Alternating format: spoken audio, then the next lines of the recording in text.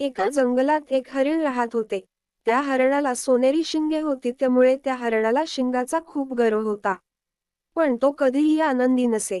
कारण त्याला वाटे की आपले पाय खूप काटकुळे व विद्रूप आहेत. जेव्हा तो शिंगाकडे पाही तेव्हा तो खूप खुश असे. पण जेव्हा त्याचे आपल्या पायाकडे लक्ष जाई तेव्हा त्याला त्याचा खूप राग येत असे. एक दिवस हरीण जंगलातील एका झऱ्यावर पाणी पित होते. पाणी पिता पिता त्याला पाण्यात त्याची सोनेरी शिंगे दिसली. सुंदर सोनेरी शिंगे पाहून त्याला खूप आनंद झाला.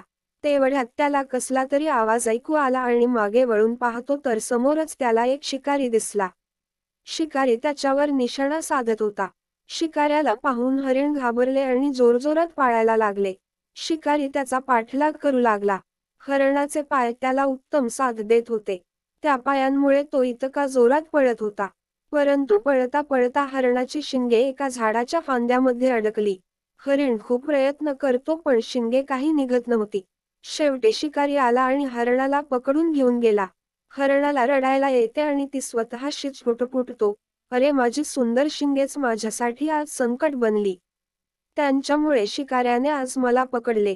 तात्पर्य फक्त सौंदर्यच सर्व काही नसते. कुठल्याही गोष्टीचे गुण, दोष पण पाखले पाहिजेत.